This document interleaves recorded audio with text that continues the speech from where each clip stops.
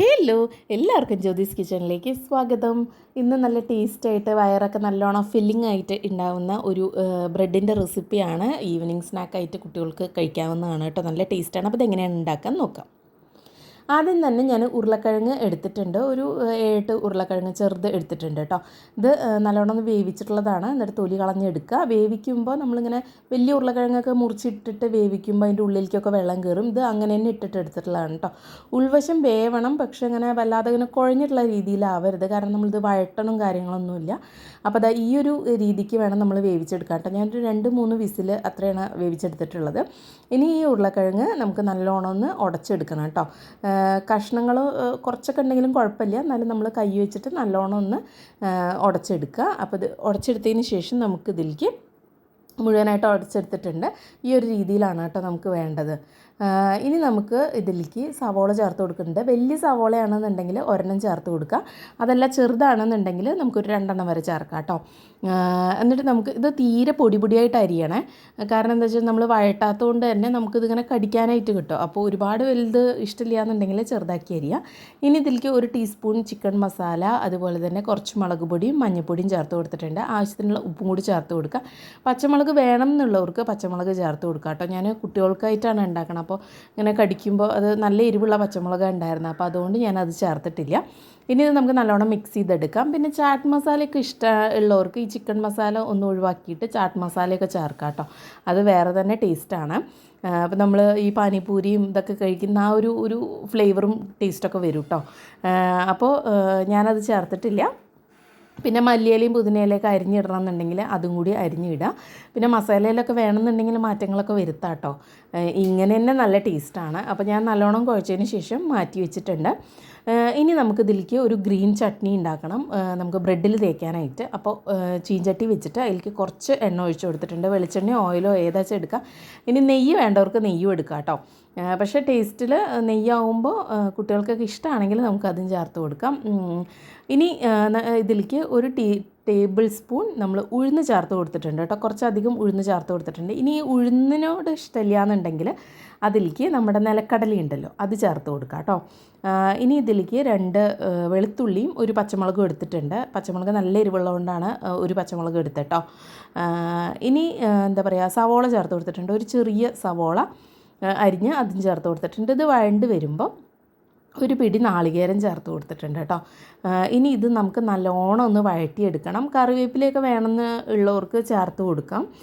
ഇത് നല്ലോണം അരച്ചാൽ നമുക്ക് ദോശയുടെ കൂടെ ചട്നിയൊക്കെ ആയിട്ട് ഉപയോഗിക്കാം കേട്ടോ. നല്ല ടേസ്റ്റായിട്ടുള്ളൊരു ചട്നിയാണ്. അപ്പോൾ ഇത് നല്ലോണം ഒന്ന് വഴണ്ട് വന്നിട്ടുണ്ട്. ഇനി നമുക്ക് തീ ഓഫ് ചെയ്തതിന് ശേഷം മല്ലിയിലയും പുതിനയിലയും ചേർക്കാം കേട്ടോ. മല്ലിയില കൂടുതലായിട്ട് ചേർക്കണം, അതിൻ്റെ ഒരു ടേസ്റ്റാണ് മുമ്പിലേക്ക് നിൽക്കേണ്ടത്. അപ്പോൾ അത് ചേർത്തിട്ടുണ്ട്. പിന്നെ തീ ഓഫ് ചെയ്തതിന് ശേഷം ഇട്ട് കൊടുക്കുക കേട്ടോ. കാരണം ഇത് ഇല അധികം വഴണ്ട് പോരുതെന്ന് പറയും. അത് ഇതിനെന്നല്ല, എപ്പോഴും നമ്മൾ ചമ്മന്തി അരയ്ക്കുമ്പോൾ മല്ലിയിലയുടെയും പുതിനയിലയുടെയും അതിൻ്റെ ഒരു ഗുണം പോവും കേട്ടോ ചൂടായി കഴിഞ്ഞാൽ. അങ്ങനെയാണ് ഞാൻ കേട്ടിട്ടുള്ളത്. അപ്പോൾ അതുകൊണ്ട് ഞാൻ ഓഫ് ചെയ്തതിന് ശേഷം ചേർത്ത് കൊടുത്തിട്ടുണ്ട്. ഇനി ഇതിലേക്ക് ഉപ്പ് ഇട്ട് കൊടുത്തിട്ട് നമുക്ക് നല്ലോണം അരച്ചെടുക്കാം. ചൂടാറിയതിന് ശേഷം മാത്രം അരയ്ക്കുക കേട്ടോ.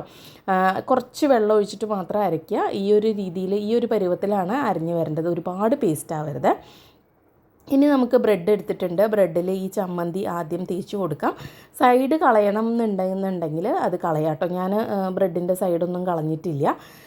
അപ്പോൾ അത് വേണ്ടവർക്ക് അത് മാറ്റി കൊടുക്കാം. ഇനി ഈ ഒരു ഗ്രീൻ ചട്നി നമ്മൾ ബ്രെഡിൽ നല്ലോണം തേച്ച് കൊടുക്കാം കേട്ടോ. ഇനി സോസൊക്കെ വേണമെന്നുണ്ടെങ്കിൽ ഇതിൻ്റെ മുകളിൽ തേച്ച് കൊടുക്കാം. അതിൻ്റെ ടേസ്റ്റൊക്കെ ഇഷ്ടമാണെങ്കിൽ. ഞാൻ കഴിക്കുന്ന സമയത്ത് സോസ് മുകളിൽ ഒഴിച്ച് കൊടുക്കാമെന്ന് വെച്ചിട്ട് വേറെ ചേർത്തിട്ടൊന്നുമില്ല കേട്ടോ.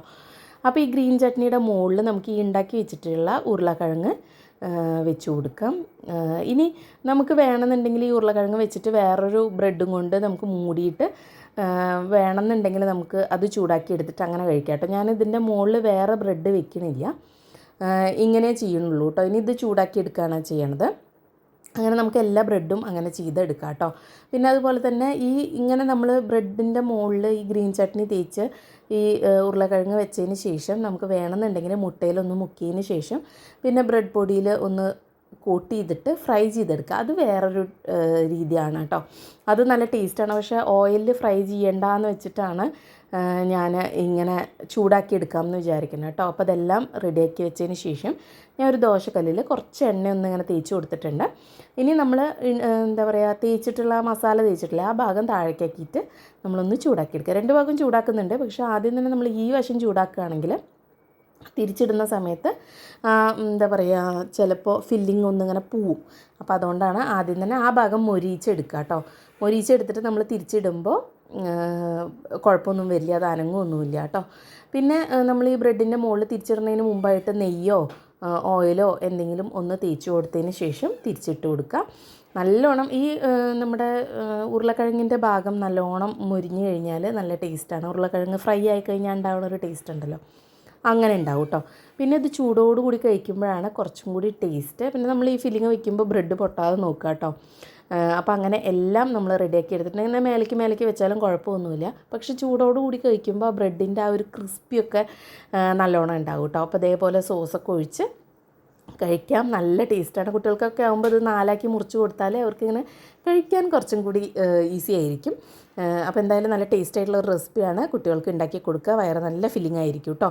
അപ്പോൾ എന്തായാലും ഇഷ്ടമാവുകയാണെങ്കിൽ ചാനൽ ലൈക്ക് ചെയ്യുക, ഷെയർ ചെയ്യുക, സബ്സ്ക്രൈബ് ചെയ്യുക. പുതിയ നല്ല വീഡിയോ ആയിട്ട് വീണ്ടും വരാം. അതുവരേക്കും ബൈ ബൈ.